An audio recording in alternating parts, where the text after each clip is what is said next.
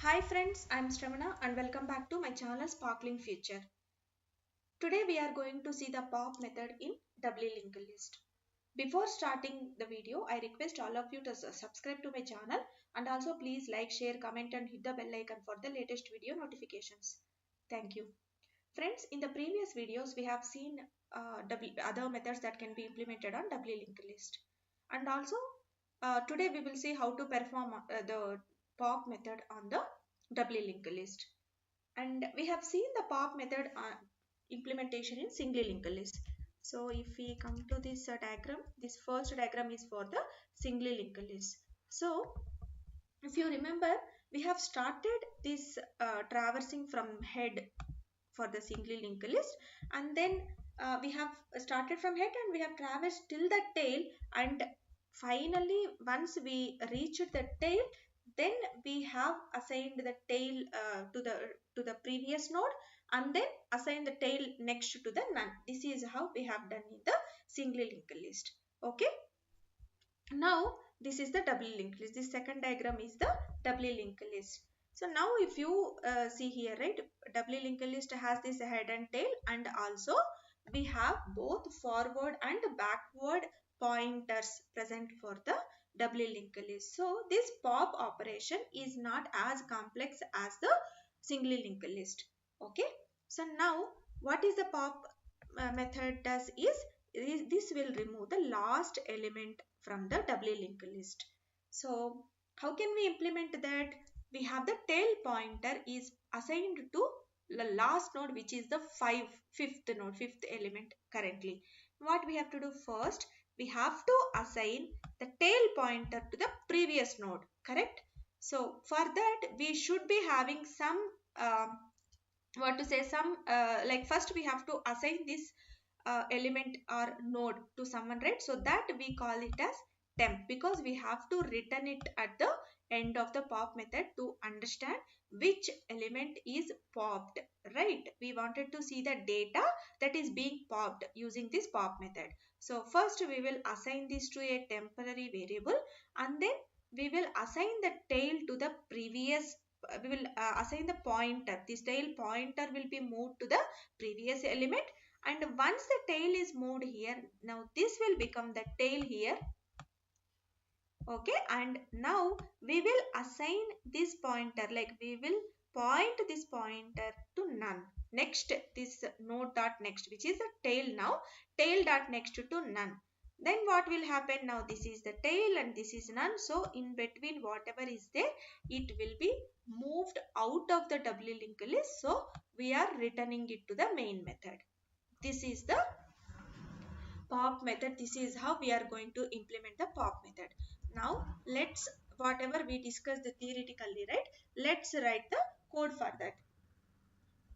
What we first we thought, one we like what is the popped value that we have taken is this last value. So what is the last value? Tail dot, we should use self dot tail dot data, right? This is the fifth 5, the element that it has the value as 5, right? So now it will contain 5. Next is we have to move this tail to the previous pointer. So we'll say self dot tail equal to self dot tail dot previous. Okay, now this tail is moved to this, pointing to this 4. Now we have to assign the next pointer to none, so that the in between whatever is this 5 will not be attached to the doubly linked list. Now self dot tail dot next equal to none. So this is how we are going to implement the pop method. But here also again we have to like always think about the corner cases, because as a developer we should always consider all the corner cases so that the code will not break for any kind of the situation. Now what are those corner cases? We always think about it before writing. I mean, earlier we have written for singly linked list, doubly linked list and all, right? So first one is, what if there is only one element in the doubly linked list? And second corner case is, what if there are no elements in the doubly linked list? So now how can we say that let's write that conditions here. So first, let's say if the list is empty. When the list is empty, there will not be anything, right? So we can say if self dot head equal to none, or even tail also we can say. Both are same only because there is nothing. So when self dot head is none, then we will say we are returning none. Okay. Then if there is one element, then which means what? When there is one element, so if you see the doubly linked list here we have the 5 elements. So head is pointing to the first node, tail is pointing to the last node. But in case if only one element is present, then head also will point to the same, tail also will point to the same. That means that the self dot head and self dot tail both will be same, right? So that's the condition that we will utilize it here. Now self dot head equal to self dot tail. Then what we have to do? We have to remove that, correct? This node we have to pop. Then what will happen? We will assign this to none, right? It will be none before. Now these both pointers will assign it to none, so that this element will be popped out. So if self dot head equal to self dot tail, then what we will say? Self dot head equal to self dot tail equal to none. And finally in the else we will give this code that we have written here. Okay. Now let's execute this code whether it works or not. From the last class I have saved this class node which is having the append also. We need to have this append for having the for creating the doubly linked list. So now I am opening one page. I am searching for Python online compiler and I am selecting randomly whatever is the first option, and this is the Python online compiler. Now I am pasting that code here which is having a class node, and we are initializing that with the data and the previous pointer and the next pointer. Next we have the class with the doubly linked list, and we are initializing it with by assigning none to head and tail, and then append method. So in the previous video we have seen how to write the append method, so please go through that video if you still have any queries on this. Then we have this print list, so that we can like append and see what is the list and doubly linked list and how to append that. So when I run this existing code, we can see, let me put this for easy and better visualization. When I run this, you can see it has 5 elements, and finally the last pointer is pointing to none. Okay. Now this is the doubly linked list. Now let's write the pop method here, whatever we have written here, right?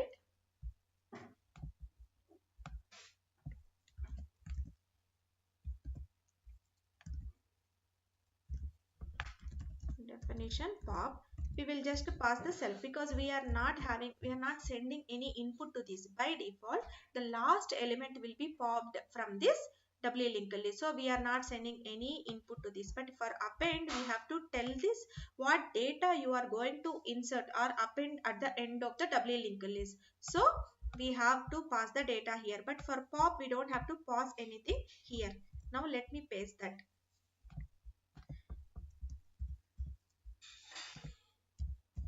Okay.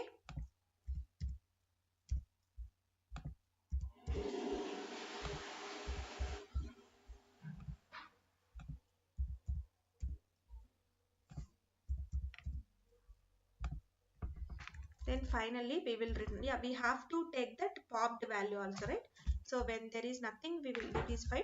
So now let's say pop value, what is that? That we need the self dot tail dot data, that is what is present in the popped value, right? So that we will take, and we will say return popped value.